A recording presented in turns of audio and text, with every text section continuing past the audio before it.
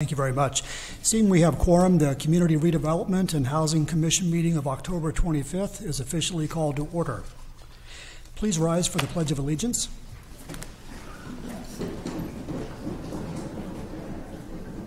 Tenant Member Frazier, would you please lead us? Yes. Please begin. I pledge allegiance to the flag of the United States of America and to the republic for which it stands, one nation, under God, indivisible, with liberty and justice for all.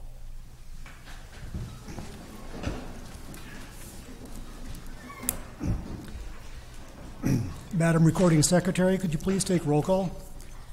Richard Santana, Angie Cano, David De Leon, Monica Garcia, here. Mike Tardif, Present. Gary Wood, Here.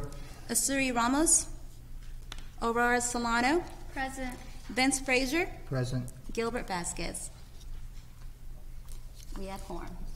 Thank you very much. Were there any excused absences? No, sir. Thank you. This is the time for the Commission to consider matters under consent calendar, including items 1 through 4. Do any of the members have corrections to the minutes or items they wish to pull for separate discussion or abstain on? Not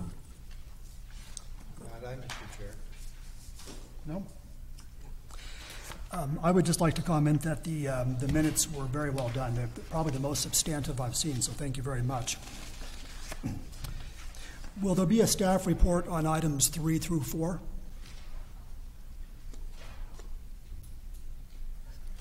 I'm sorry, Mr. Chairman, I couldn't hear you. Is there a staff report on items 3 and 4? Justin, no? No, Mr. Chairman. Thank you. The only reason I ask is typically we have items 1 and 2 first, and then, so this is unusual. Do I have a motion to consider items 1 through 4? So moved. Thank you, Vice Chair Tardif. Do I have a second? I second that motion. Commissioner Garcia, thank you. All those in favor, please say aye. Aye. Opposed, say nay. The matter passes with unanimous consent other than the commission members who are not present, so 4-0.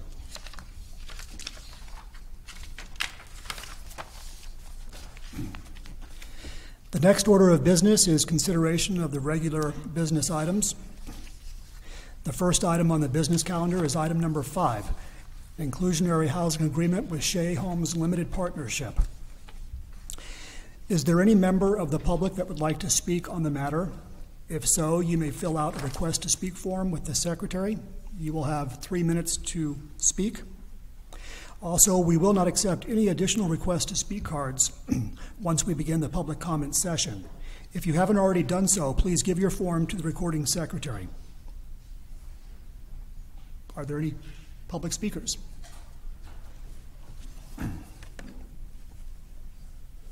Seeing there's none, we will move on to the staff. Is there a staff report on the matter?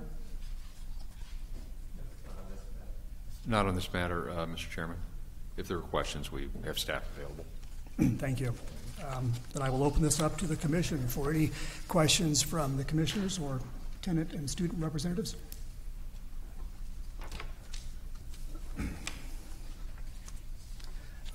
I'll just jump in then quickly. I had sort of thought that when we were having a project like this before the commission, even though it's been approved by the Planning Commission, a representative from Shea Homes would be available to answer our questions. Although there doesn't seem to be any questions, so maybe it's a moot point. I am here if someone has any questions. Oh, thank you. Yes, Mr. Chair. Mr. Chairman, we did invite a representative from Shea Homes to be here for the meeting today upon your request at an earlier meeting. Okay, and can we have the name of the individual just for the record? Gina Gordon. Hi, Gina. Thank you. Let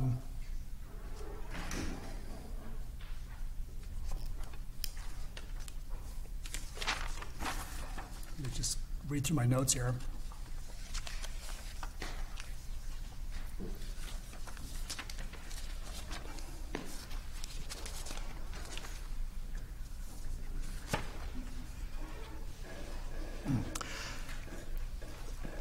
I don't have any questions on this either, so I'm going to go ahead and move on, I suppose. There's no presentation.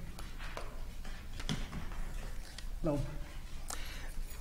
Do we have actually pardon me, the script is out of order here. Do we have a motion to recommend item number 5?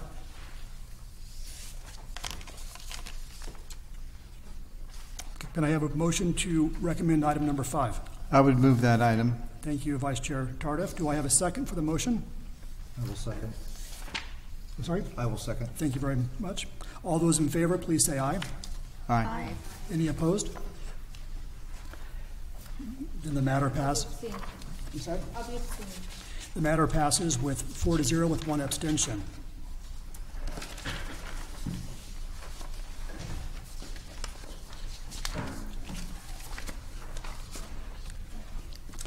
Excuse me. The next item on the business calendar is item number 6, Affordable Housing Funds Policies and Procedures. Is there any member of the public that would like to speak on this matter? Thank you. Will staff be reporting on the matter? There is a staff presentation on this item, Mr. Chairman. Thank you, sir. Daisy Perez from the housing staff.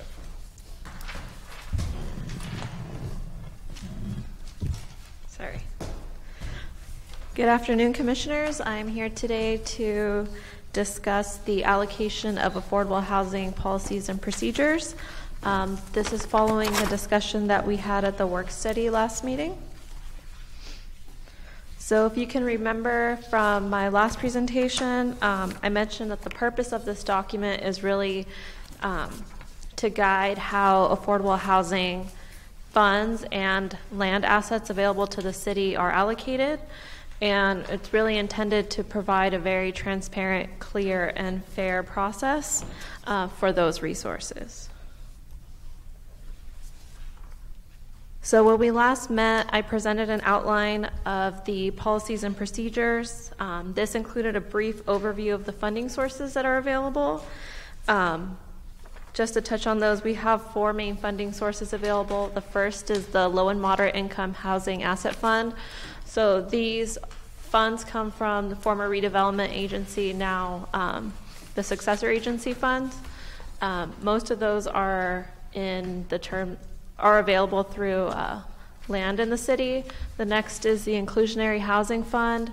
So these are funds that are generated as a result of the city's inclusionary housing ordinance.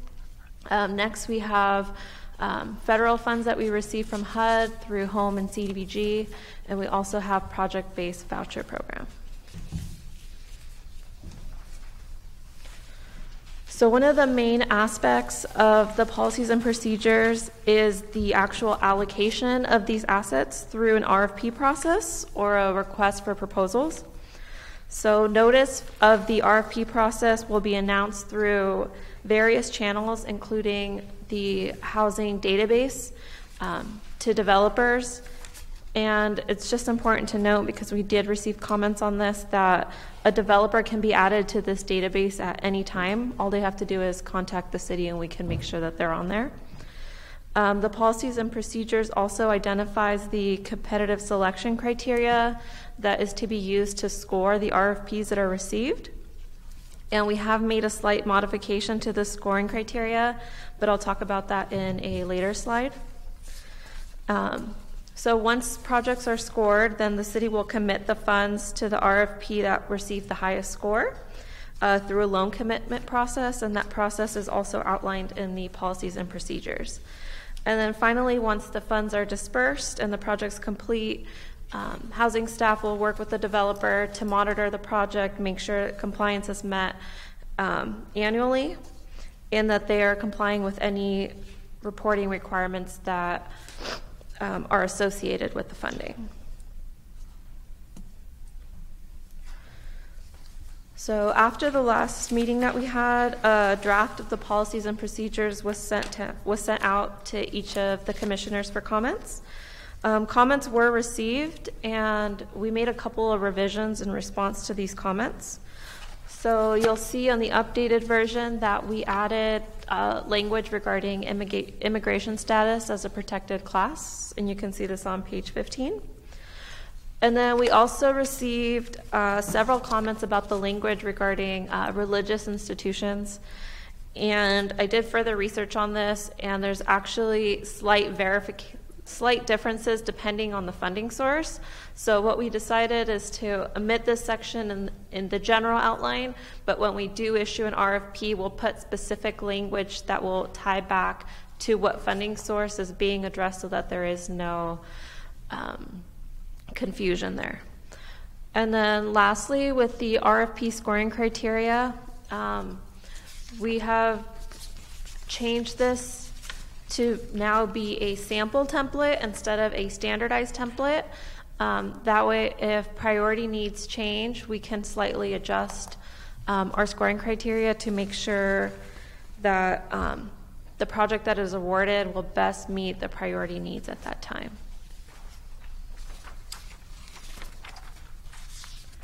And then it's not on here, but I also wanted to mention that we received a comment regarding the 55-year loan term that was set on a lot of these programs. And this is just to correspond with TCAC, which is the Tax Credit Allocation Committee, 55-year debt affordability term that they set. A lot of the projects that we fund also receive tax credits, and so we just wanted to make it consistent and keep that 55-year term as a benchmark. However, the length of affordability for the project will vary depending on all of the funding sources that are included. And then lastly, after this meeting, the draft will be presented to the Economic Development, Infrastructure, Budget, and Technology Committee for comments on Monday, November 13th.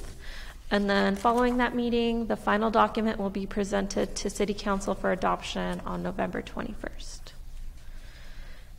Okay, that concludes my presentation unless there are questions. Thank you very much. At this time, I'd like to open up to any questions or comments from the Commission and student tenant representatives. Commissioner Santana? Thank you. Commissioner Ramos? Yeah, I have a few comments.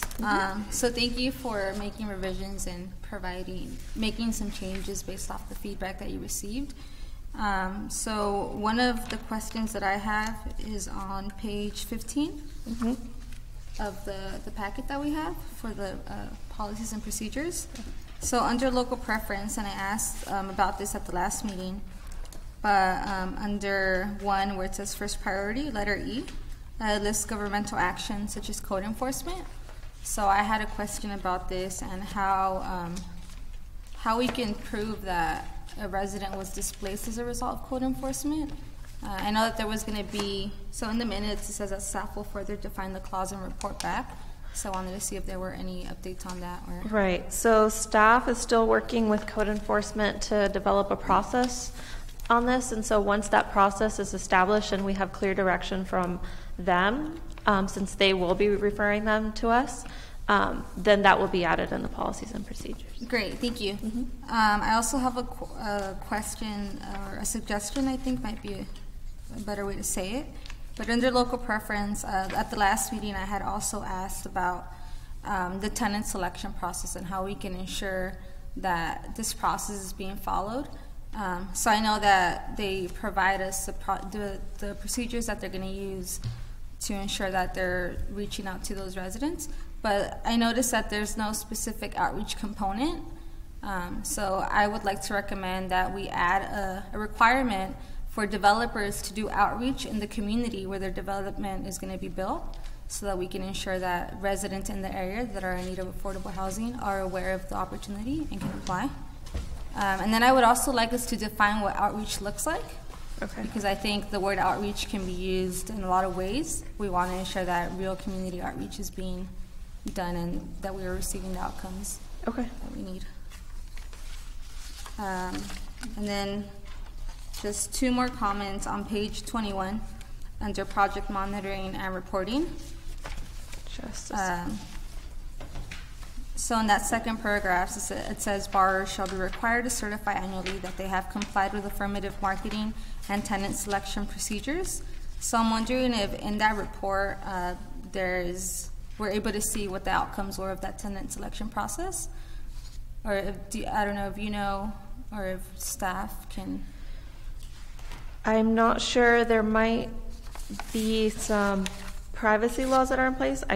If there isn't, then we would be able to share that information with you. Okay, so, and on that, my interest is in, so today we're also going to be looking at the quarterly report for Housing Division projects and activities.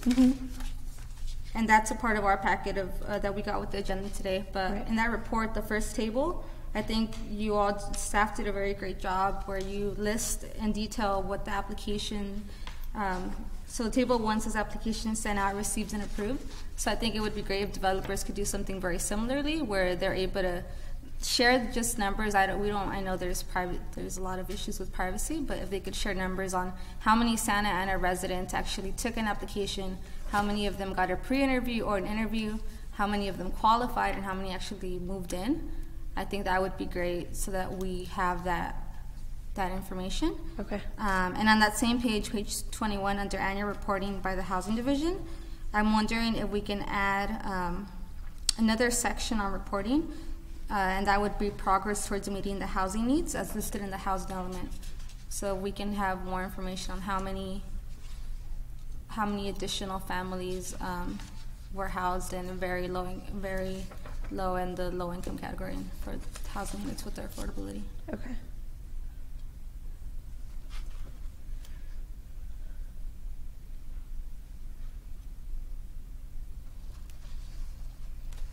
Okay, so I'll incorporate those. Thank you very much. Thank you. Commissioner Garcia?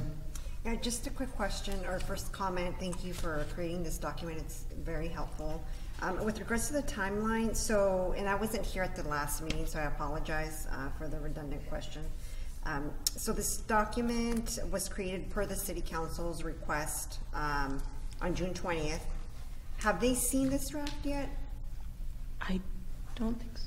Or will No, they see it? the council, first it goes to the subcommittee that was indicated in the slide. And then, Right, here, I'm looking at the slide, but it says that the final document will be presented to the City Council for adoption. Do they at some point provide feedback, or is that done during that meeting on November 21st? Well, first we go to the committee, and then we're expecting, just like today, that we may get some feedback from the committee, and then it would be scheduled for council review and approval on the 21st.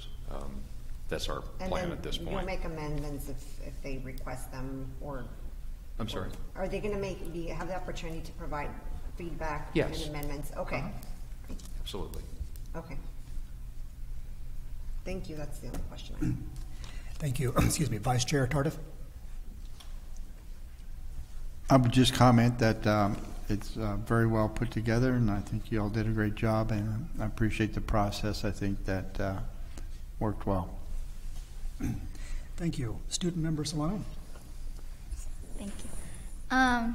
Just a comment. Thank you for taking in our questions and inputting it, and it looks great. Thank you. You're welcome. Very good. Tenant Member Frazier? I just want to comment on it was very thorough and very easy to work through the information, so I do appreciate that. But I have no further comments. Thank you. And Commissioner Cano? No comments. Thank you for putting this together. If I have any other questions, I'll definitely email you. Okay, sounds good. Thank you very much. And my only comment was going to be what you already addressed, and that had to do with the loan limit of 55 years and the religious exemptions or exclusionary language, which you moved out, which made perfect sense. So thank you very much. You're welcome. Okay. Okay, do we have a motion to recommend item 6?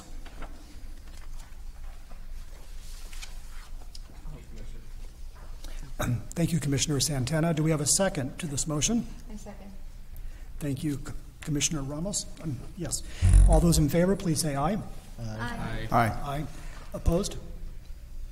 I'm sorry? I have a question. After the vote? Yeah. The motion passes unanimously. Thank you. What was your question? Am I allowed to make motions? Actually, unfortunately not to make the motions. You're absolutely able to participate and join in the discussion, but not make the actual motion. Okay, thank you. Can tenant or student members second motions? Just to clarify, so we don't. Yeah, I think for matters going forward, we should probably stick with the appointed members making the motions and seconding the motions. But certainly soliciting input and questions. Absolutely. Absolutely. Yes. Okay, thank you. All right, at this time, the next item on the business calendar is item number 7, the second amendment to Joseph House Loan Agreement and Affordable Housing Covenants. Mr. Chairman? Yes, sir. Before we leave item 6, I just wanted to, on behalf of the staff, thank the commission for your review of this document. I know it's weighty. It's gratifying to hear that it was easy to follow, because sometimes this stuff, it can put you to sleep, and it is a lot of technical information. We appreciated the comments in advance. We appreciated the comments tonight, and we really view this as a collaboration. So thank you on behalf of the staff. Thank you. I have a question, if I may, Mr. Chairman. Yes, please. And it's regarding the voting procedure, and again, who can vote. Would it be possible for those who don't actually make motions or vote to register their preference on something if they want it to be part of the record? Absolutely. And I think that can happen during the comment and discussion period. Okay. Not during the voting necessarily, but while discussing the matter, voice their opinion on whether they approve or disapprove of any item. Okay, thank you. Thank you for the clarification. All right, returning back to business calendar item number 7, the second amendment to the Joseph House Loan Agreement and Affordable Housing Covenants. Is there any member of the public that would like to speak on this matter? Will staff report on the matter? Sir? There is not a staff presentation. We are available for questions, Mr. Chairman. Thank you. And I will open this up to questions from the commission, and we'll go in reverse order if that's okay. Commissioner Kano? Thank you. Tenant member Frazier? I have no comments. Thank you. Student member Aurora? No Solano? comment. Thank you. Vice Chair Tardif? I would only comment that it was very clear, laid out nicely, and easy to understand.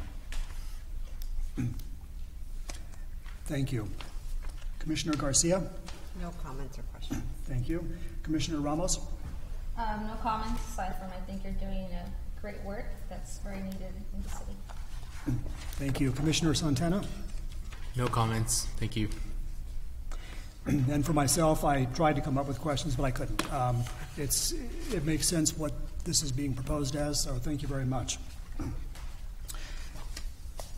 At this time, do we have a motion to recommend item number 7? I'd like to make a motion that the City Council and Housing Authority authorize the City Manager and the Clerk of the Council to execute a second amendment to the Joseph House Loan Agreement and Affordable Housing Covenants with Mercy House Living Centers, formerly known as Mercy House Transitional Living Centers, to allow for the remaining transitional housing unit to be turned into permanent affordable housing and dissolve transitional housing and transitional shelter at 210 East 16th Street, subject to non-substantive changes approved by the City Manager and City Attorney. And thank you for that motion, Commissioner Garcia.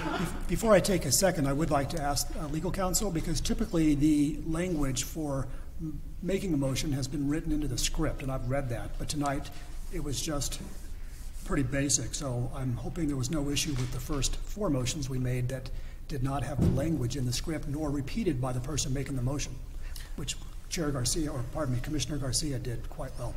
Right. No, I think it was very clear for the record what the recommendations were and what the votes were. But if you think there's any confusion or any question, we can revisit an item to clarify. It's nice to have that either in the script or to have it read out. So thank you very much. Is there a second to the motion for number 7? I'll second that motion. Thank you, Commissioner Kano. All those in favor, please say aye. Aye. Aye. Opposed? The motion carries unanimously.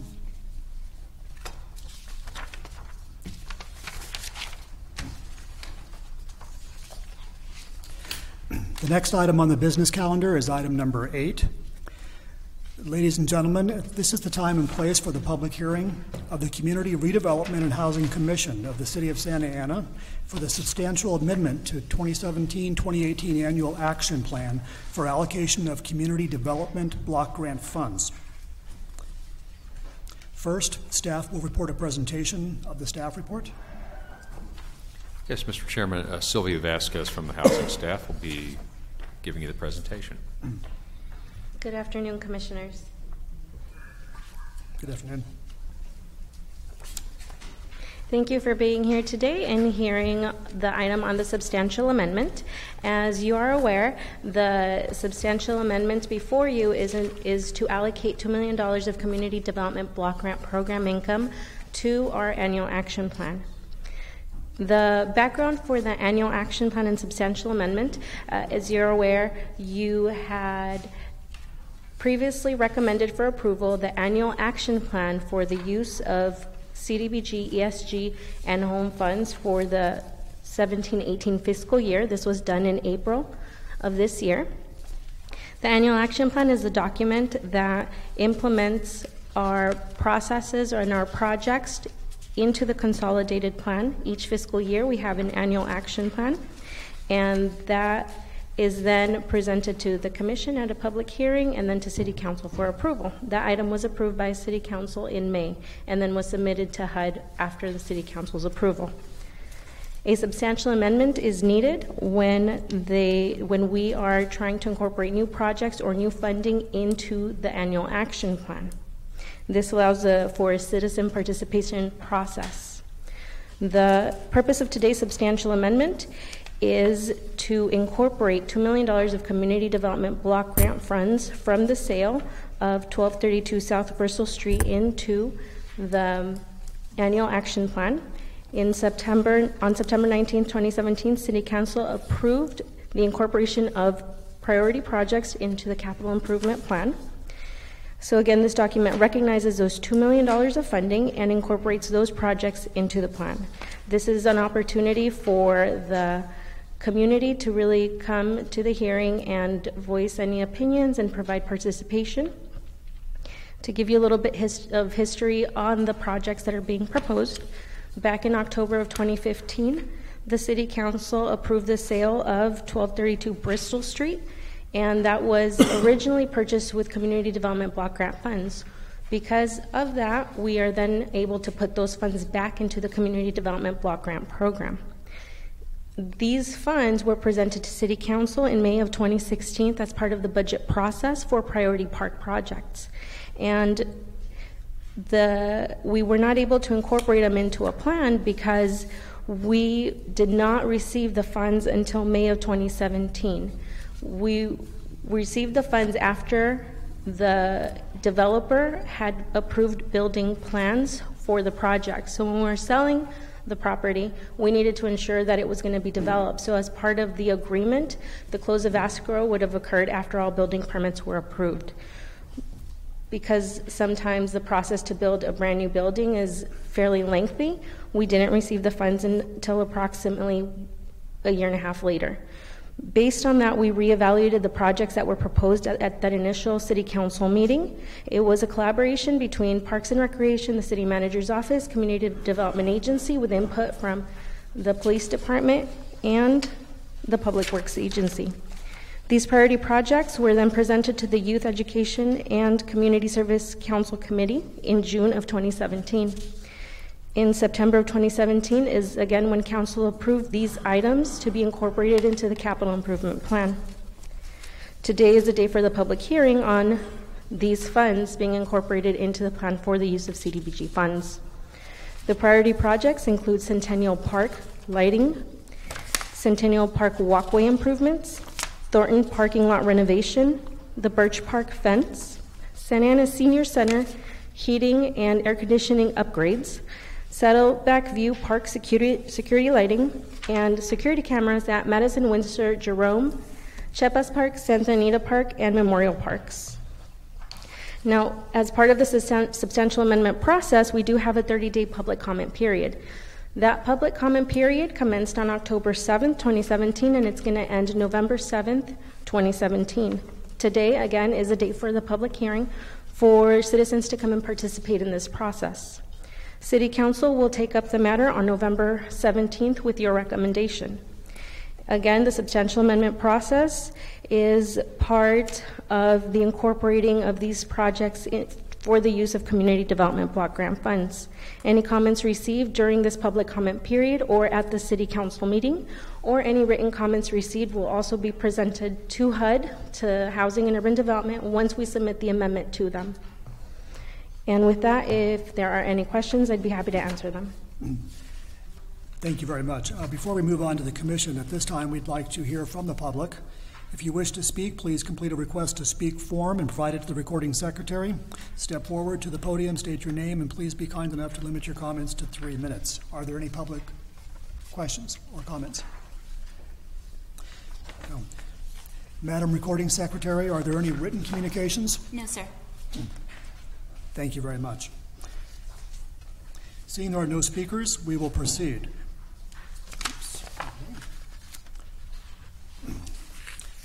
At this time, I'd like to ask for comments or questions from the commissioners, starting with Commissioner Santana. I'll be very brief. I just want to say I'm very excited to see that our Madison Square Park is going to have the cameras installed. I know that the community's been very active and vocal about having those cameras in place to deter crime and as well as bring more safety into the park that they're a facility next to a school. So I hope the council makes the right decision on the 17th to make that vote. Thank you. Thank you. Commissioner Ramos? Thank you for the presentation. I'm glad that there will be much needed park improvements throughout the city. And I'd also like to ask if we are expecting any other substantial amendments throughout the year. At this time, no. Okay. And then I thank you also for providing information on that timeline. So I'm also just wondering about 2 other parks in the city that are in very early stages. So the park on 6th and Lacey and the park on Wright and Myrtle. The 6th and Lacey Park, and I don't know to what extent you can answer today, but I know there is a very large funding gap to get that park moving. I know there's some grant money that can be lost if we don't secure additional funding. So I'm wondering if there's any space. I know that this has all already been allocated to an extent. The council will consider, but if there's any room there or... Typically in January is when we start the annual action plan process with all of the departments for the new monies that are going to come in for the following fiscal year. So in January, we outreach to all of the departments for them to input their priority projects to us. Internally, we review those projects and we try to make it flow with the annual budget. So based on the priority projects that are selected internally, those are then taken to council. So that is the opportunity for the Parks and Recreation Department to fill the gap in their funding. Typically, we have a standard of how much money gets allocated to the different projects. For example, about $1 million goes to housing types of projects, right? So there's always money set aside for parks and for residential street improvements, and it's typically split half and half just because the departments both have really crucial projects that they're trying to incorporate or to move forward. So that would be the time where we reevaluate where the money may go, and that would potentially be to the 6th and Lacey or the Wright and Myrtle parks. Okay, thank you. Mm-hmm. Thank you. Commissioner Garcia? I don't have any questions. Thank you. Vice Chair Tardif? No questions, no comments. Student Representative Solano? I have a question. On page 8-17 towards the end, the city employs diverse methods to encourage ongoing participation from residents, community service providers, and existing and potential community development partners. What do you mean by diverse methods? I'm sorry, what page was that again? 8-17 on our, yeah.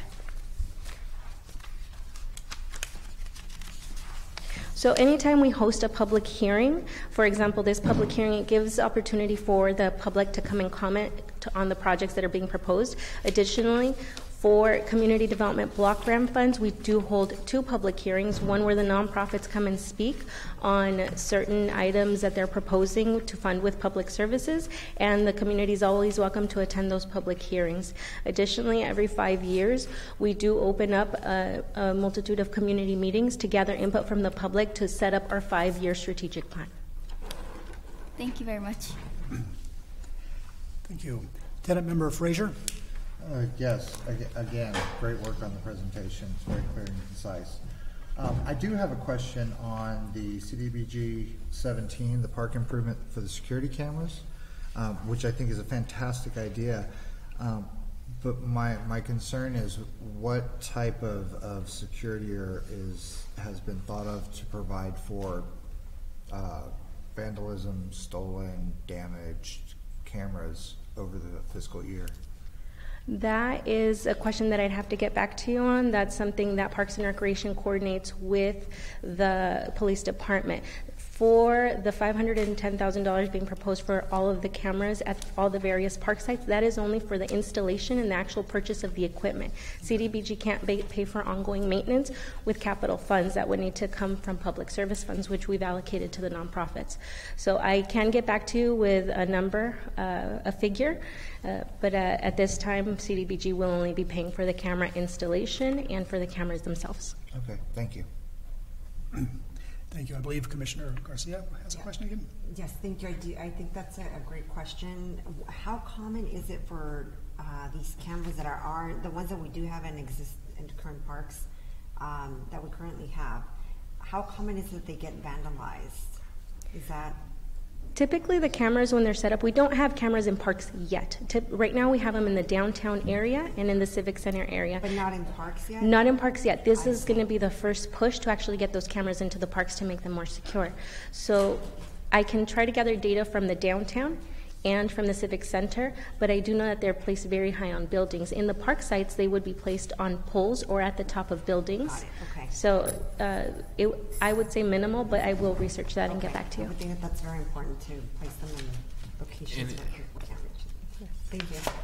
If I may, Ms. Garcia, I believe I did a recent neighbor association meeting with Commander Gaminsky. Okay. And so they're about 10 foot tall. Like, cameras are way high up, and it's highly visible. To visualize it, and people do vandalize, of course. and break them. And I think the technology has. I mean, I've seen the downtown ones. Like, they haven't been. I mean, there has been kids who push the button, but for the most part, this is a great investment, and the community is really excited to see them. But I haven't heard of anything being defaced or vandalized. But we'll see. Yeah. Okay. 10 feet is pretty tall. Thank you. Yeah. Thank you, Commissioner Cano. That was kind of like my same questions. How do you guys come up with this budget? But it was like, is it just allocated 110, or you guys think that it's going to stay around that? So that is the cost estimate that was provided by the police department and Parks and Recreation to actually install the cameras. Okay, so just installation. And then for the rest, is the same way that's just budgeted for that, just from a device, or? Yes, anytime that the departments are requesting funding, they submit an application letting us know the estimated cost of the project, and that's the funding that we go based off of. Sometimes when less funding is recommended, which can be the case in the annual action plans, then sometimes the scope of the work is reduced. But for the most part, whenever a capital project is proposed, we try to keep it whole to ensure that it moves forward. Thank you. You're welcome. Thank you. I'll be very brief. I have a few questions. Just for my own curiosity, what was the property that was sold at 1232 South Bristol?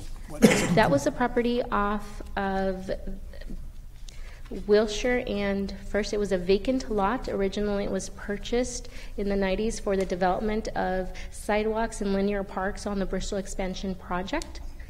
And a portion of that land was taken. It was potentially residential or commercial, which was eliminated.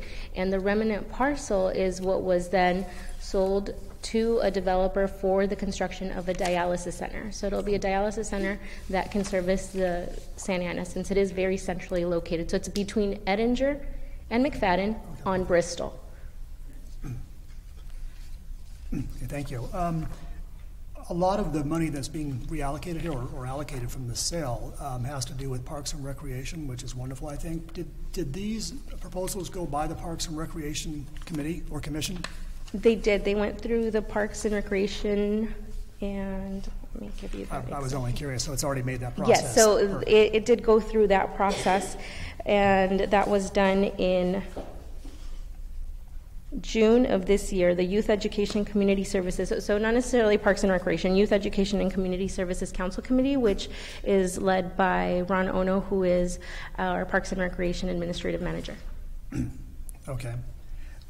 I'm really pleased to see the parking lot renovation at Carl Thornton. I use that park all the time. I live close by, so that's wonderful news for everybody that uses that park and has to park there. My other question had to do, once again, with the security cameras. And I don't know if you're going to be able to answer this, but how are these cameras monitored? Is it a tape feed that the city has staff that monitors all the security cameras throughout the city, and these are just going to be additional monitoring for the staff of that group, or is it? That analysis is currently being prepared by the Santa Ana Police Department. The way these cameras will work, they will network with one centralized unit inside the police department. Okay. Sometimes there will be staffing available to watch over the cameras and then report back if there's any incidents going on. Also, what it will do when they're not being monitored, if there's any incidents reported, the police department can go back to those cameras to check on that activity, right, and potentially pull up what happened in the area. Also, just a quick note, it's been shown that having the surveillance cameras on site will deter crime as it is. So they're going to be deterring crime, they will be monitored at certain points, and then they will be used later on for police investigations. Thank you very much. Are there any other questions or comments? My only question is that is there a maintenance fee charge? I understand they have to upgrade the equipment and stuff like that, and it's something I've never been clear about. That would come from the Parks and Recreation's budget, not from the Community Development Block Grant funds. Thank you. Okay, thank you. At this time, do we have a motion on item 8 to recommend that the City Council approve a substantial amendment to the 2017-2018 annual action plan for the allocation of community development block grant funds and authorize its submission to the U.S. Department of Housing and Urban Development? So moved, Mr. Chair. Thanks, Vice Chair Tardif. Is there a second to the motion? I second. Commissioner Santana. All those in favor, please say aye. Aye. Aye. Opposed?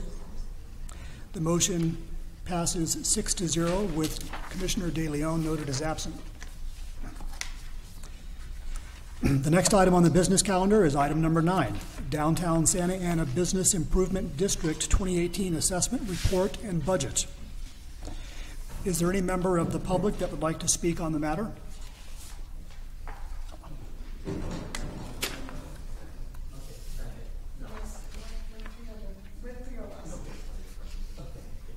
Oh, great. Definitely after me. Thank you. That'll be part of my presentation, actually. Thank you very much. Okay. Actually, I have just a couple. First of all, good afternoon, and thank you for being here tonight. And I just have a couple remarks regarding this action item. This is an action item that every year comes by this time of the year to this commission. Because the bid expires on December of every year. So this commission has the authority, because it is the advisory board for the bid, and have the authority to review, approve, and also make the recommendation to the City Council regarding the bid assessment report for 2018. We have this evening the two organizations that administer the bid for the Santa Ana, and they are the Santa Ana Business Council, and also right here is Mr. Chase from the Downtown Inc. Mrs. Arellanes is going to make a presentation now. But essentially, this is the action item that you have tonight, which is every year, like I said, coming before your commission. Sorry, Anne.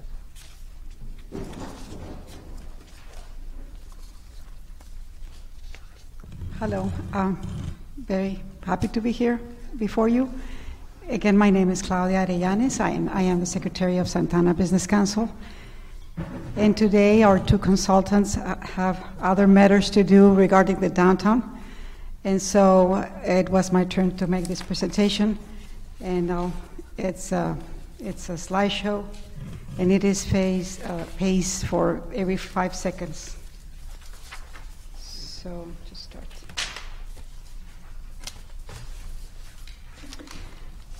I want to start by telling you that the theme last year was continuing our partnership between the two organizations, and this year is Downtown is for Everyone.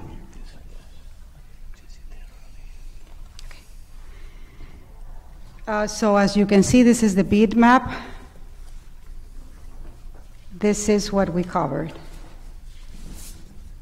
And this is how it gets when we have our events. So on January through June, we started the Calio Tree, celebrating our historical birthplace of Santa Ana. And what happened with this is we got a grant from the National Endowment of the Arts and the International Downtown Association and Art Place. The results of this were a building community for this area between the businesses and merchants. So it was a total success, and the businesses around the area are feeling that they are part of the downtown. Then we had Boca de Oro, which was our first literature festival in Orange County, and Almas Soñadoras. So by these events, we got over 7,000 attendees. We brought over 100 authors. 15 venues opened their doors for literature readings with professors from all of our local universities, students from local colleges, our library, and more. Almas Soñadoras was 18 schools participated with arts and music, and over 2,500 families attended.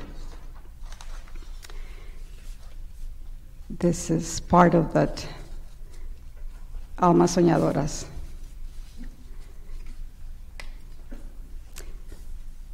Then we have Dia del Niño. It was downtown Bridge Park, and we were part of it. There's activities for children, and it was made through Arts of OC, El Centro Cultural de Mexico, and Parks and Recs. And as I said, we're also part of that.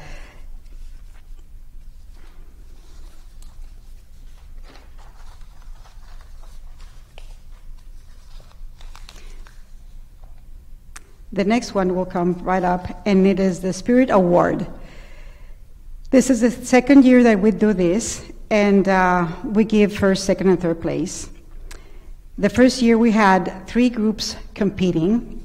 This year we had 4 groups competing, and the first prize was to one of the high schools with over 500,000 views, and that's how we rate them, and that's how we give them the prizes.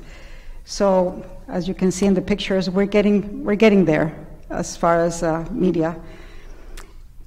The next one was our second annual Media Summit. Last year, the theme was changing the narrative, and this year was making your own media. We learned that there's a lot of need of knowledge with new technologies among the businesses. So we have plans for the coming year to have regular workshops for them.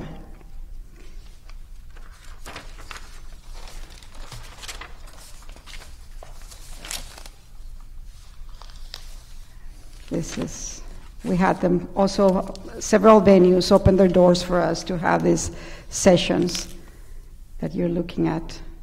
Voice of OC.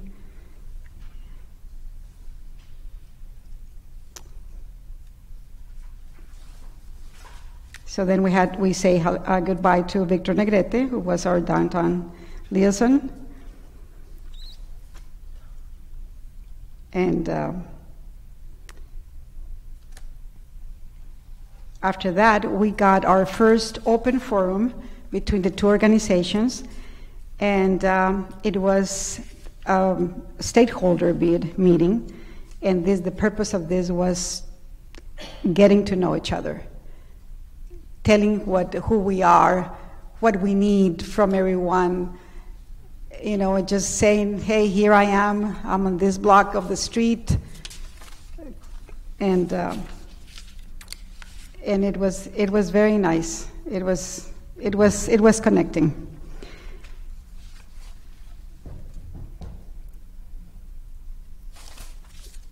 Then we had, it's coming up, the Summer Community Engagement Event. It was a coding with the community. And there were 2 workshops that were taught there. It was at the Garfield Community Center.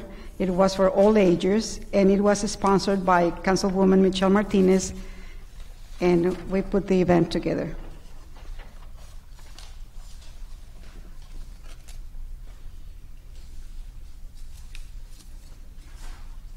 So you can still see some of the pictures of the open forum.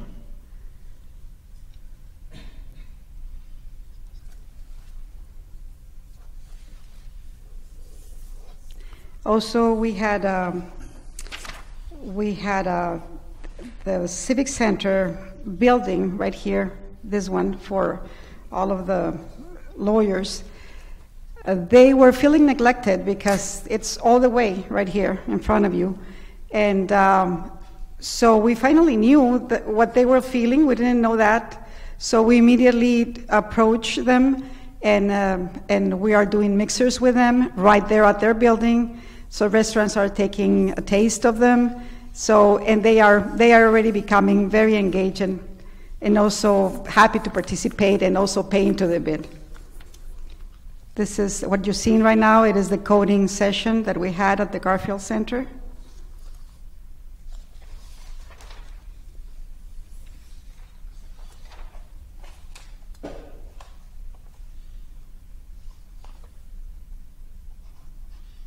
Then we had the Busking Challenge. With the Busking Challenge, we wanted to find out local talent to perform downtown. 6 groups signed for it, and also they had their awards, 1st, 2nd, and 3rd place. And the purpose of this was to build a culture for people to feel comfortable performing in the streets of the downtown on a regular basis. We want the downtown to be alive at all times, and safe and happy place. So you can see the buskers. We had everything from solo performers to clowns to groups.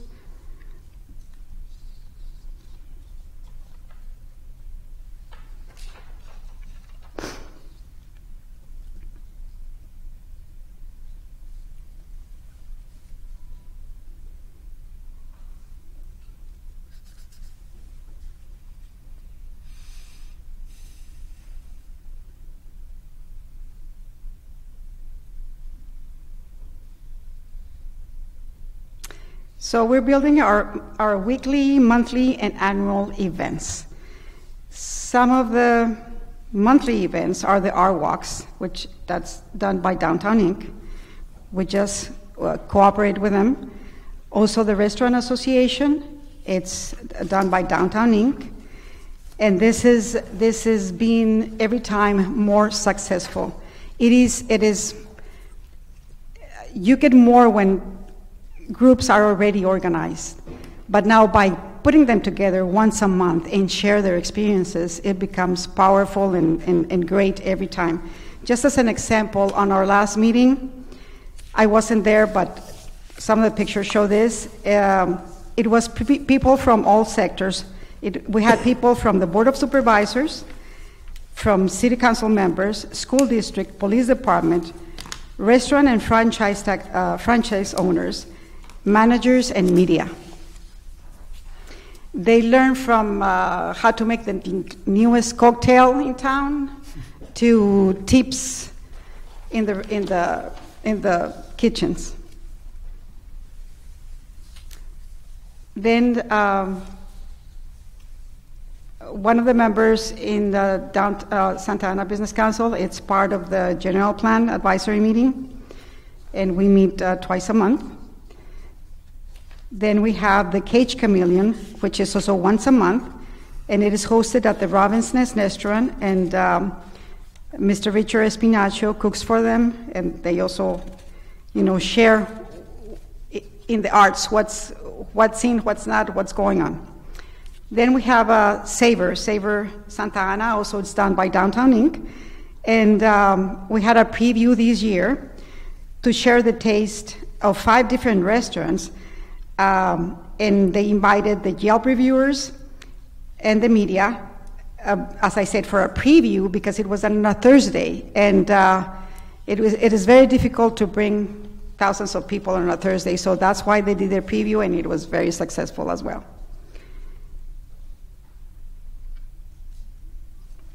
And then as groups get more organized, they have started thinking about their own area and how to activate it.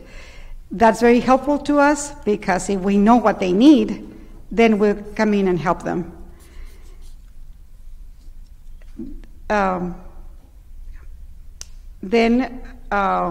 This is the Savor still. We have musicians all over the downtown, from marimba to salsa dancers to you name it. I hope some of you have been here and can share the story as well.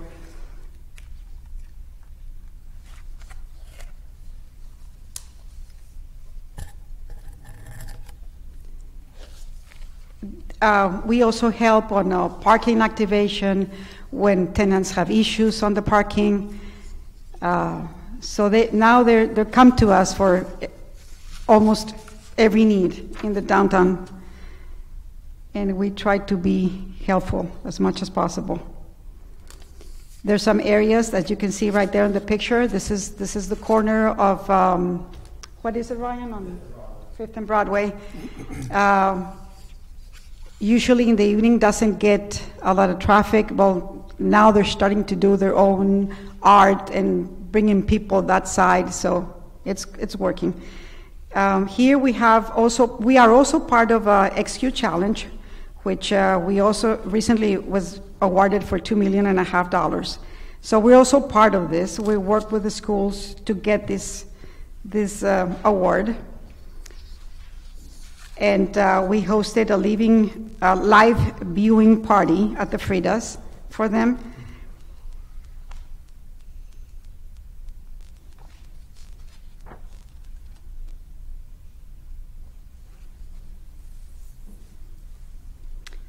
Actually, right now it's an event happening at the Spurgeon Promenade for them, for the SQ Challenge.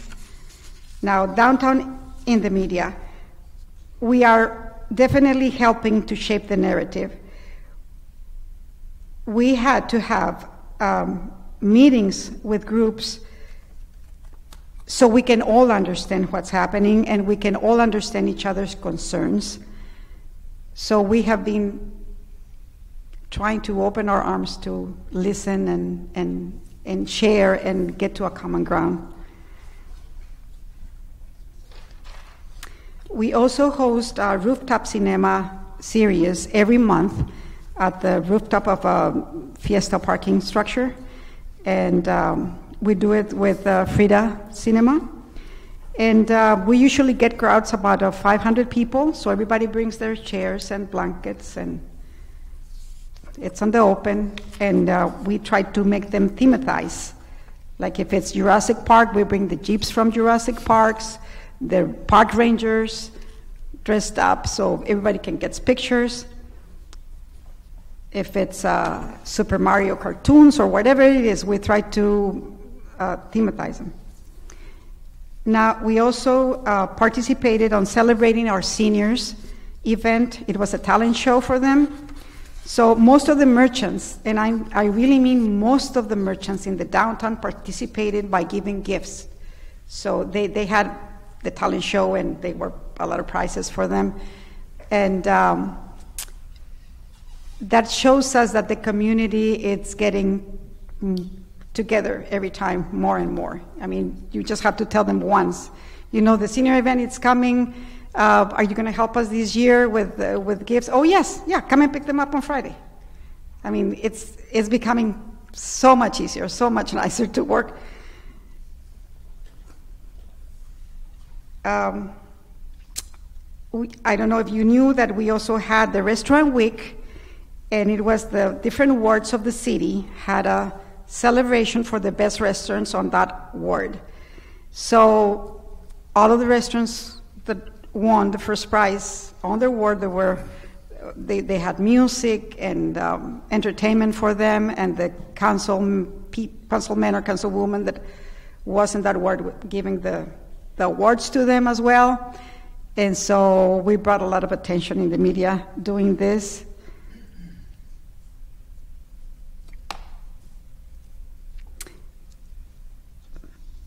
Torta Sinaloa, El Toro, and this was done by the city. I mean, the people in the city, every ward, they were the ones that voted. Then, lastly, we are doing our 796 campaign. 796 is because we are 796 businesses in the downtown bid, and we're distributing a package, which every one of you have. We wanted you to have one, so you know what we are distributing, so people know. We want all the businesses to know who to reach, on what circumstance to reach, and this has been a monumental task because we have to talk to every single owner and ask them questions like how the best way to communicate with you, or do you need help in some way of your business. So we are able to connect them with students that are also willing to work with them. And then, of course, we have our clean and safe, we have our police, and I just missed it, but we have the Wings of the City coming up in these days, I think tomorrow, and this is through the consulate and through the city of Santa Ana, but the two organizations of the downtown were also crucial part of this happening. And so this is it. I don't have anything else except that we are excited. We like what we do. And I think we are making a lot of progress. We don't have all the answers, but certainly we put our heart and minds into this because we believe that having a stronger community, it's very for us. And again, downtown, it's for everyone. Thank you very much. Thank you. Also, we have Mr. Chase, Ryan Chase, that he's going to have a couple of few words. I'm going to keep it short and simple here. She obviously did a great job summarizing everything that we've been doing, and there's even more than what was shown here today. But I think the bottom line is, and I think the most crucial part of this today is the fact that we're working together and working with the city. And in the years past, there's been, I think, a big void of both groups working together, frankly, having a good relationship with the city. And over the last year or two, I think we've really built that collaboration. And most of the events that you saw up here today were done jointly with both groups and with support of the city. And moving forward, a lot of the events we're doing are a third us, a third Santa Ana Business Council, and a third the city. So there's really true collaboration and involvement, and not only in the success of the events, but also when everyone gets involved and communicates and works together, we see a lot of success, and I think more legs in what we're doing. One of the things I think that we should also just note is I think the collaboration amongst not only our groups in the city, but of all the other organizations in the city itself. In the last year or two, our organizations, our consultants, and our later leadership has made a huge effort to make inroads with the community, with Santa Ana School District, Bowers Museum, Santa Ana College, Segestrom Center of the Arts. And so really these collaborations have really enabled us to open more doors, create more opportunities, and I think really shoot for the stars. I mean, my whole philosophy is like we don't want to shoot here, we want to shoot here. And so the more people we can get involved to do that, I think the more opportunity that provides for us. I think as a whole, again, I just think that our groups have been working really well together. I think there's a lot of momentum, a lot of positive momentum that's happening downtown. Are there challenges? Sure, like anywhere else, but I think that with the current retail environment that's happening, with Amazon, with a lot of the shopping malls being hugely affected, downtown's revenue and downtown sales tax generation is actually going up. And Main Place Mall and other auto places and whatnot are going down. So we think that we're bringing some new life and some new energy in the downtown. And frankly, to compete in this retail environment, you have to be different. You have to create an experience. You have to have special events. You have to do really creative marketing. So we really went out there and done that. We've built our social media to over, I think, 30,000 people. We have a weekly newsletter that goes out that really touches not only the city, but the Civic Center, but our restaurants, but our artists. It's really trying to kind of get everyone involved. Our restaurant association meets once a month and went from 5 to 7 people hopefully showing up to now we get 25 people. Our artist group that meets once a month that we started 3 months ago is getting huge response and huge feedback. And again, that collaboration which makes things happen. So I've always been taught, and I learned early on, that creating collisions is how you make things happen in this city. And when I mean a collision, it's some artist working with some marketing person, or some business working with the city, or us working with them, and that's really how this all happens. And so again, I want to thank the Tenant Business Council and the city especially for helping us kind of bridge this gap and continue to improve. And again, we have a long way to go, but I think the trajectory is very positive and is moving in the right direction. So again, thank you all for your time. Thank you very much. He has also 2 words. Good evening. My name is Raul Yanez, President of Santa Ana Business Council. Thank you for having us here one more year again. I'd like to say that the money that we get from the city, it's money that we pay on our business licenses, and this money is to promote the downtown, to do events, to bring people to our businesses. That has been our success in the downtown, and I hope you'll consider that. Thank you. Thank you. I don't have anything else to say. They have said everything that they have to say regarding this particular action item and what they do in downtown. All of the things that you saw in the presentation is aligned with the way that they are supposed to be spending the funds, and no more. I have nothing else to say. Thank you very much. There may be some questions from the commissioners, but before I get to that, is there any staff comment or presentation on this? Mr. Chairman, just to add on to a couple of comments from Cesar, the kind of business end of what you're being asked to do tonight is to make a finding with respect to an assessment report. It's as detailed in the staff letter, and this is, as Cesar indicated, it's an annual ritual. It has to be renewed each year. The funds that are collected come from the businesses themselves. The city is just a collection agent, and then those go back to these 2 organizations to fund the programs that you've seen described.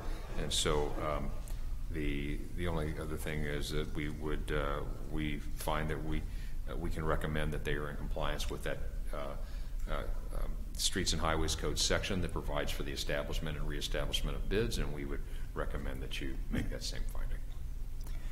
Thank you very much. I'm just going to open this up to the commissioners in general to ask any questions or comments, and I will lead off by just saying, how do you guys do all this with $100,000 on each side, for both sides of it? It was rhetorical. It was almost rhetorical, but you go very quickly. That was my question, Jerry. I'll give real quick, just to be clear. We actually are able to leverage the dollars we get, and actually with grants and fundraising and special events and whatnot, able to generate a little additional money. Right. It's not anywhere near where we need to be, but it's pretty amazing what our consultants and our lay leadership can do with very limited resources. So thank you. And personally, I'd like to thank the 4 of you for waiting and coming to speak with us tonight. I know you have to, but thank you for taking the time to give us a great presentation. I'll open this up to anybody else on the commission or student or tenant members. Sure, I'll go ahead if that's okay. Go ahead. I'm very impressed with Downtown Inc. I've been dragged out to many events. I remember being outside of a tree and a plaque wishing Say Santa happy birthday with cake and confetti. It's great excitement that's bringing in the downtown. You can definitely feel the vibration, the energy, as well as just recently one of my favorite events was a breakfast. That's something that was I know Madeline put a lot of work into it and thought outside the box. And these are the things that we need here in this community so folks can feel, bought in. I understand that sometimes Santa residents feel like it's a transitional city. They have no stake in it. But when you have these art events, you have these, different functions you put together, it really hones in on the environment and the culture that is here in Santa Ana. And I want to thank the board, and I want to thank Downtown Inc. for putting these productions together. I know it's not easy, and it's very selfless, but thank you so much for the service you do provide for our community.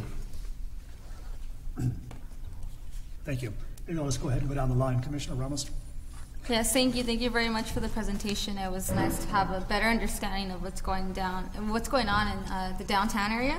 And I just have a question for anyone that can answer it. So my question is, so I took a look at the budget, and it was nice to see exactly where the money is going. So I'm wondering what type of assistance is being provided to some of the older businesses in the area, or what type of assistance are they requesting? So the older businesses, specifically those that target more of the Latino immigrant community.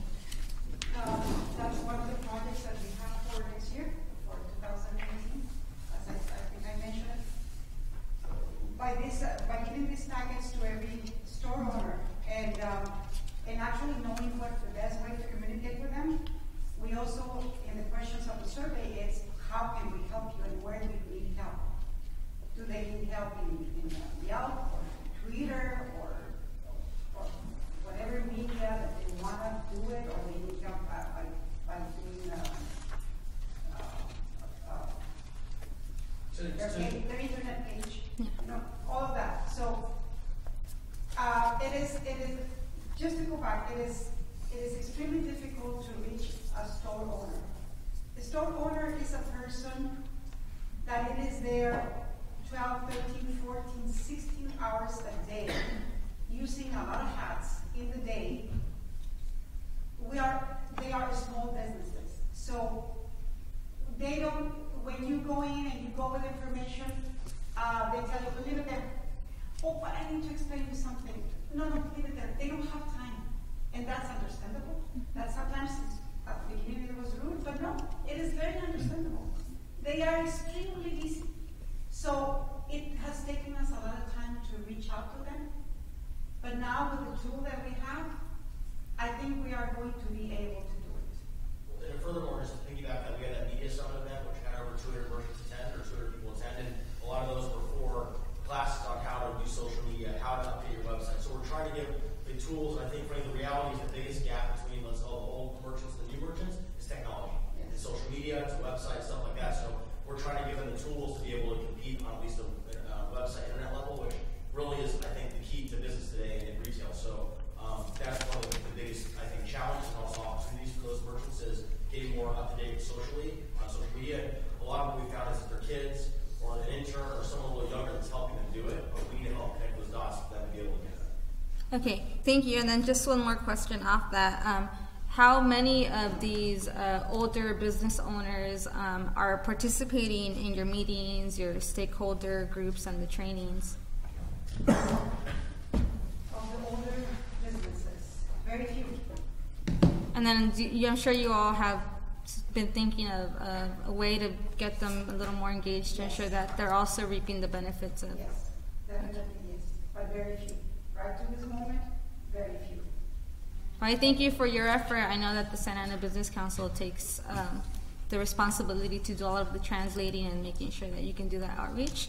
But I would just like to reiterate the importance of making sure that they're engaged and that they still feel a part of the downtown area, because many of them have made the area the thriving downtown that it is now. Yes, and we are working on that, and we work on that every single day.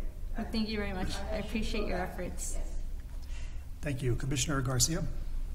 I did want to commend both groups for the wonderful work that you're doing with the downtown area. I know it's been a challenge sometimes with the situations that happen, that sometimes unfortunately they just do because of the city. We're in an urban environment.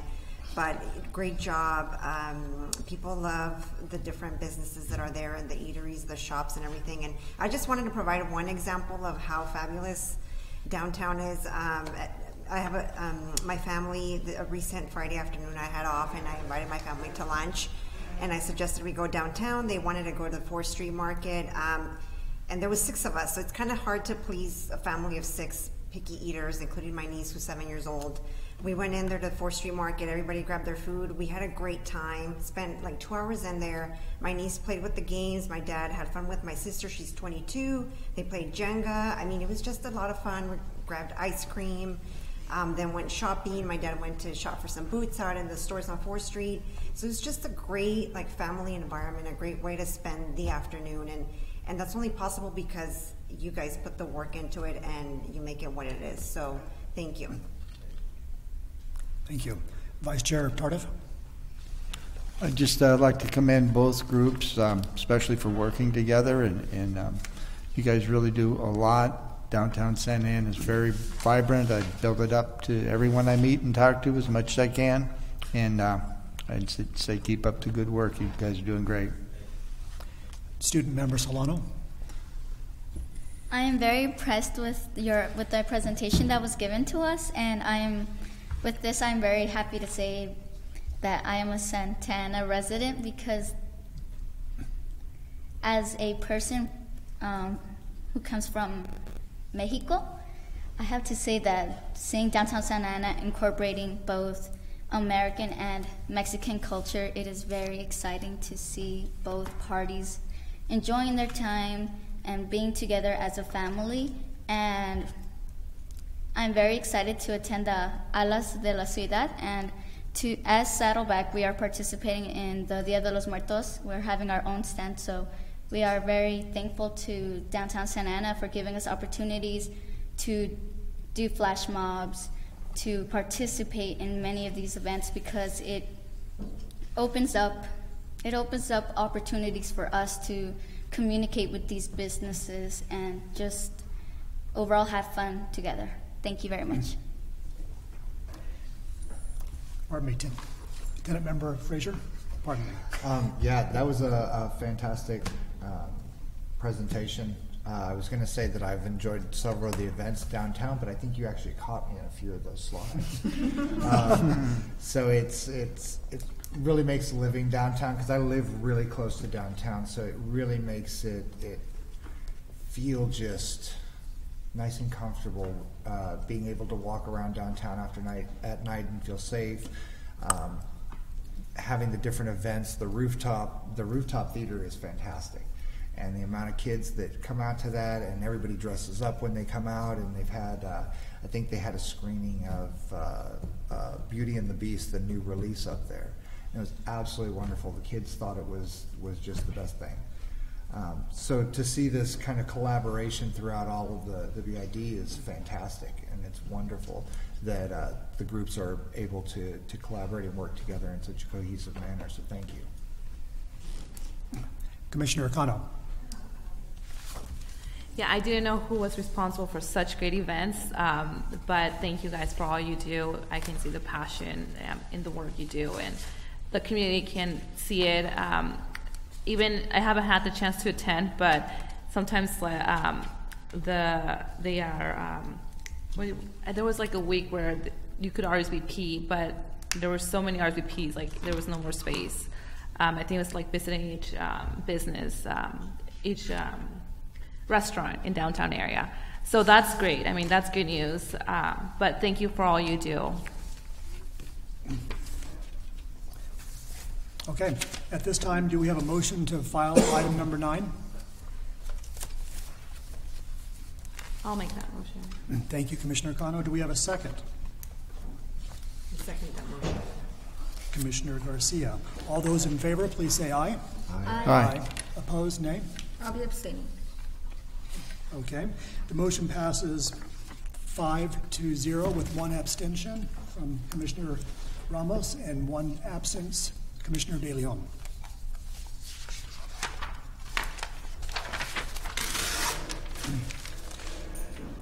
The next item on the business calendar is item number 10, amendments to the sub-recipient agreements with Illumination Foundation, Wise Place, and Santa Ana Police Department HEART program. Is there any member of the public that would like to speak on this matter? Seeing there is no public speaker, will staff report on this matter? Mr. Chairman, Terry Eggers from the housing staff will explain this proposed reprogramming of funds. Thank you. Good afternoon, Commissioners. I just wanted to give a real brief overview of what we are going to be doing in regards to some of these funds that are going to be reallocated. Each year, we will recapture our ESG funds that have not been utilized during that fiscal year. This year, we were fortunate because we are following on the heels of the new homeless mitigation plan, as well as the new ordinance in regards to the Civic Center. So we are going to be reallocating the funds as indicated in your staff report. I'll start with the smallest one. We're going to be providing $2,500 to our HEART team, and what they're going to be doing is something slightly different. They're going to be remaining their outreach and engagement in the Civic Center, specifically the Plaza of the Flags, but they are going to be purchasing some bus tickets and utilizing those for individuals whose items have been stored over at the city yard, so that the individuals can go back and retrieve their items. They're also going to be able to use these bus passes to assist any individuals with their medical assistance where they need to go to doctor's appointments, and or even relocate them back to their homes if that is something that they are interested in. The second set of funds that we're going to use is some additional funds to Wise Place, and they're going to be going out one day a week, specifically in Plaza of the Flags, to outreach to single women in there that are residing out there for their program that we also provide additional ESG funds for right down the street on Broadway in their Steps to Independence program. The largest program that we are going to be providing funds for is with Illumination Foundation, and we do have a representative from Illumination Foundation here this evening, Allison Crosby. If you have some very specific questions, she can answer those. But basically what we're going to be doing is to launch a program out in the Plaza of the Flags to outreach, engage, stabilize, and then house some of the individuals that have been out there for some time.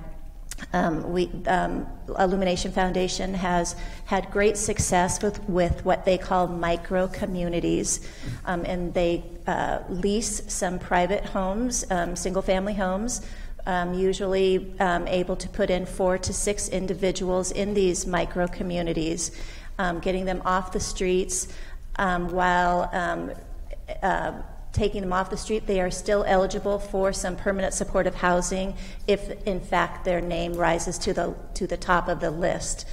I don't know how familiar you are with this process, but the City of Santa Ana does need to participate in the coordinated entry system. And what that involves is going out and doing an assessment of our homeless individuals, and if depending upon where they fall as a number on that scale is what type of assistance they are able to be provided with federal funds. And so we do not want to take individuals off of that list and provide them with transitionary housing if in fact they're going to be able to be provided with permanent supportive housing down the road. So we'll work very closely with documenting those paperworks correctly.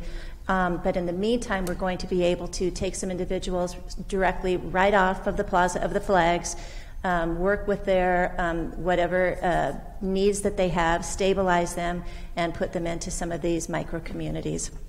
So the funds that we're utilizing, again, are $50,000 that we took, that we had to take from last year's. That was not for a variety of reasons. Sometimes we allocate funds to our nonprofit service providers, and a variety of reasons come up. They're not able to spend all the funds, so we recapture those funds. And then with our new funds, our 17-18 money, one of the nonprofit homeless service providers that we did allocate funds to actually denied the funds. So we had a total of $70,000 that we were able to target into this special program. So that is what I have for this evening. If you have any specific questions, I'm happy to answer them, or Allison is here as well. Thank you very much, Terry. At this time, I'll open it up to questions or comments from the commission that relate to the additional request of reallocating the $70,000, beginning with Commissioner Cano. Thank you. Tenant Member Frazier. I'm just curious, the 60,000 increase that is proposed here. What services will that go to round out? Is there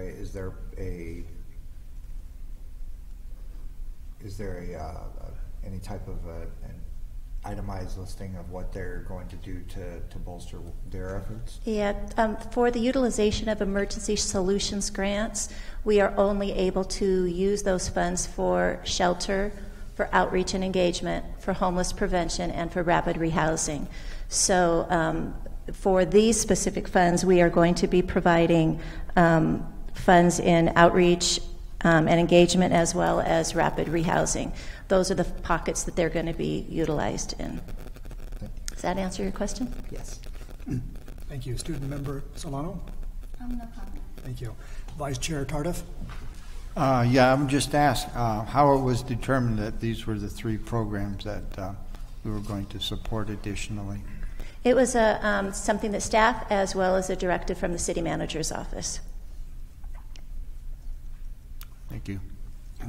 Thank you. And I'll go ahead. My question is probably for Allison. Do we have a number of the individuals that are homeless that have been taken from the Plaza of the Flags that have been assisted already? We do have a number. I don't know. Allison, you might have some outreach direct numbers. Do you know? Unfortunately, the system doesn't necessarily capture that very well. So there's a variety of different funding streams that folks from the Plaza of Flags Civic Center, and also too from the courtyard, that general population encampment, that community is eligible for. Unfortunately, even though we do have a coordinated entry system and the development of that infrastructure is growing day by day, it's not comprehensively capturing locations prior to program entry. That's information that actually lies independently with the housing provider that the client ultimately ends up with. Okay, it's just of interest to me. Of course. Thank you very much. Commissioner Garcia? I had a question that Commissioner Tardif already asked, so it's regarding how the organizations were chosen, but you answered it. Thank you. Great. Commissioner? May I add to that a little bit to that process. We consult with our experts on the ground to make that kind of decision. We consulted with the HEART team officers, Corporal Montiel and Officer Hawkins, who work on a daily basis with the individuals in the Plaza of the Flags. We also consult with our colleagues in the Behavioral Health Services Unit at the Healthcare Agency on what they recommend in terms of the allocation of these limited funds. So we go through a consultation process with the experts on the ground who are working with the individuals. Thank you. I do recognize the first 2 from our organizations from our CDBG process, so that's great that they're being tapped to do this type of work. Thank you for the background. All 3 of these individuals are currently receiving ESG funds, which is another one. We wanted to amend the contracts that we currently had. These funds do need to be spent by June 30th, so we're in a quick run to complete them. Commissioner Ramos? No comments. Thank you. Thank you. Commissioner Santana? Quick comments. This is a crisis. I'm glad we're finally addressing this. It's in front of us today, so I hope our fellow commissioners make the right decision and vote in support. So that's all I have to say. Thank you. Thank you. Thank you. At this time, do we have a motion to recommend item number 10? I make that motion. Thank you, Commissioner Santana. Do we have a second? I second. Thank you, Commissioner Ramos. Whoops. All those, I'll wait for Commissioner Kano to return, sorry. We've had a first and second for approval. All those in favor? Aye. Aye. Opposed, nay? The matter passes 6-0 with Commissioner De Leon noted as absent. At this time, we are open for comments. We'll start with any public comments. I do not believe we have any public comments this evening. Does the staff have any comments they wish to share tonight with the Commission? We do, Mr. Chair. Just a few items. First, a couple of good news items. I think all of you received our Housing Authority Success Story of the Month, Maria Flores. It's really a great story, and I think it shows what our Housing Plus program can do for a family. Another good news story we have is a local military veteran was recently approved to purchase a home in the City Ventures project, and this was made possible through the city's Housing Opportunity Ordinance. And he is currently deployed in Afghanistan, be returning soon to join his wife and 2 children in their new home. So those were 2 good news things. The other thing we would just want to kind of circle back on the earlier meeting, there had been a suggestion that we try to get out into the community more and publicize our programs, and we've got a few examples of that. One coming up on Veterans Day, November 11th. at the Segerstrom Center. We will be hosting a booth, and that'll be both our housing programs will be featured, as well as some staff from our work center. And this is part of their second annual Segerstrom Center Saluting Our Veterans. Also, we attended the Artesia Pilar and Floral Park Neighborhood Association meeting to promote our single-family rehabilitation program that happened recently. And then we conducted a down payment assistance workshop at Santa Ana College. We had about 15 people there, and we conduct weekly presentations on Tuesday evenings to potential first-time buyers at the City Ventures project. Just another news item. We are working with Delhi Center, Templo Calvario, Santa Ana Unified School District, Santa Ana College, and Santa Ana Building Health and Communities, and other organizations to try to work with them and improve coordination for community economic empowerment. And there's kind of a number of features of that, and we're still working on it, but that'll be coming back to the council in the near future. I just wanted to apprise you of that. Then in the CDBG area, next month, Sylvia will be starting the process to get ready for next year's funding. I think she mentioned that in her presentation, and so we would be anticipating having applicants for our public service funds and other aspects of the funding program back before you in probably February of next year. And then last but not least, a housekeeping item. We're asking if you would be willing to adjourn to your next meeting, and instead of November 22nd, schedule it on November 15th. Since this 22nd is the Wednesday before Thanksgiving, and I know a lot of people may be trying to travel that day. So if that is of interest to the board, you could simply adjourn this meeting to November 15th. That's it. Thank you very much. Is that something we should make a motion on and second and vote on, Mr. Hodges? You can, or as the chair, you have the authority to make that commitment. Right. I believe everybody would be in agreement with that. Then let's go ahead and note for the record that we will adjourn the next meeting for November 15th, which I will remind at the end of the meeting. Thank you very much again. At this time, the commission members, please note that no member may speak more than once until all have had an opportunity to speak. Also, the commission may vote to limit our comments to 3 minutes each if we feel the need, or less. I know Commissioner Cano has to leave pretty quickly, so I'll start with Commissioner Cano. Thank you for being patient and for all the great work. Thank you. Mr. Fraser? Thank you for the presentations. No comments. Thank you. Student Member Solano? Thank you for the presentations, and have a good day. Vice Chair Tardif? Thank you for the presentations. It was overall a very good meeting. Commissioner Garcia? Same comments. Thank you for the great presentations. There's a lot of good things happening. Hard to believe it's almost end of the year, but looking forward to next year. Thank you. Commissioner Ramos? Just thank you for all your time, your work, and your patience with all the questions that we ask.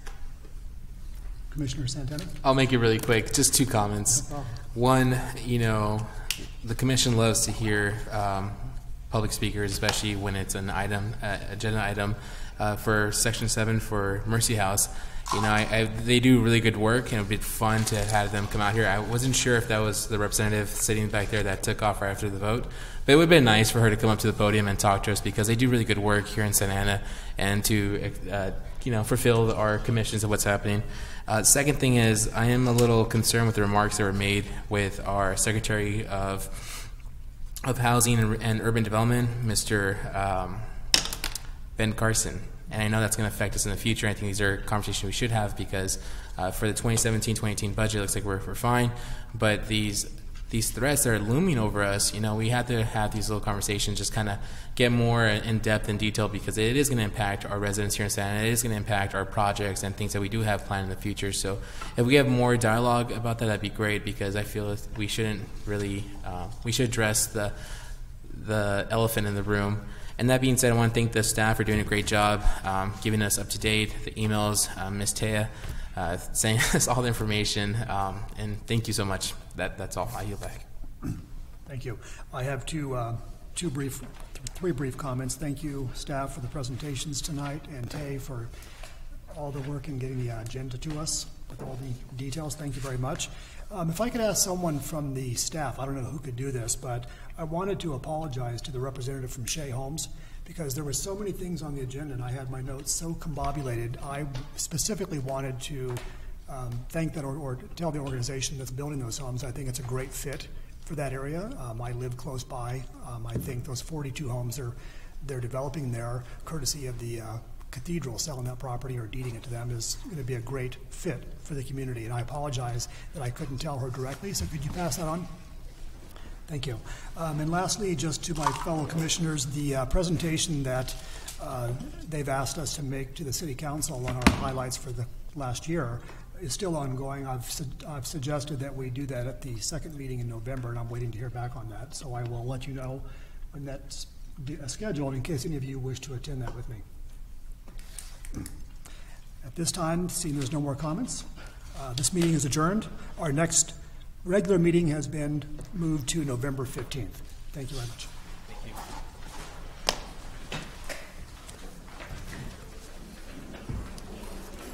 Great job. Stay.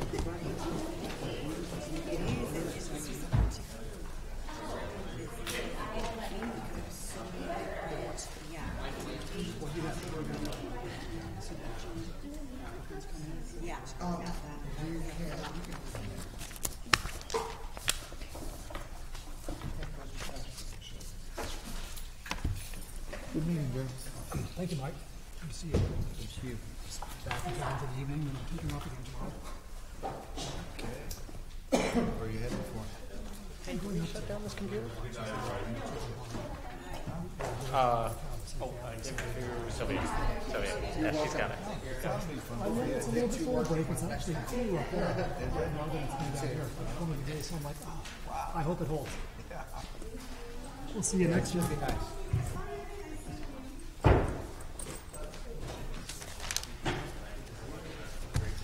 Good to see you, Richard. Have a good evening. And I couldn't agree more with, housing call. Yeah, you hear it, you're like, so I think it's something we should have it won't be fun. Yeah. So that's what we're doing. The count at the commission meeting together and take a picture. I understand that we're still very that's like us zooming outside or with the city to kind of address, because I know some of the commissions have like photos, they have like pictures, they have like business card established, they have like really robust commission as opposed to us. I feel like we're still getting commission, but it's just definitive about everything. Most important, exactly. There's one important and even at the city events, they have thank you so much. They have their own tents, they have their own canopies, they have their own material editors. And that should be us. Like, we should be reaching out to folks who need housing. We should have more information. We should have more buy-in and more active involvement in addressing, what services we have to offer. Do you have a cart? Do you have a cart? Exactly. And I mentioned it last time because I didn't see it, but we have an event coming up deals like this that attracts thousands of people, and it's more another missed opportunity for us to maybe not housing, but other commissions will be there, and they just have a closer bond. I understand Robert's rule with the Brown Act, we talk about items, but at least exactly. And show them that, we are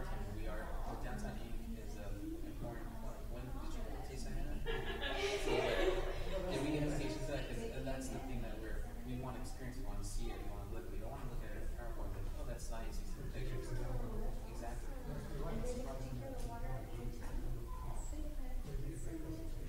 And I'll always put the pressure on the staff because it's the staff that can really cohesively put this together.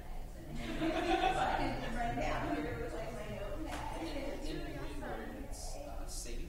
It's not by the product. It's not by the. It's just No, no. Okay, so just easy to turn it on. Of course. So it's That's a good point. Push twice. You and Bill So whenever you need to turn it on. I'm going to delete the presentation. I don't know because Ramos And it's going to take forever to heat up. she's a little like she's very on the opposite end of of course. And no, we're not buying anything but tea. It's like she's entitled to her opinion, but to me it just seems like it's just a little more harsh. Exactly.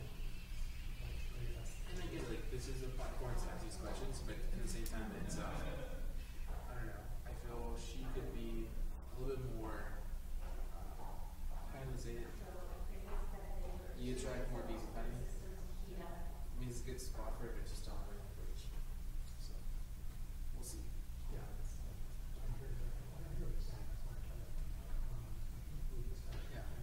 And she's entitled to her opinion. But again, I think it's just more built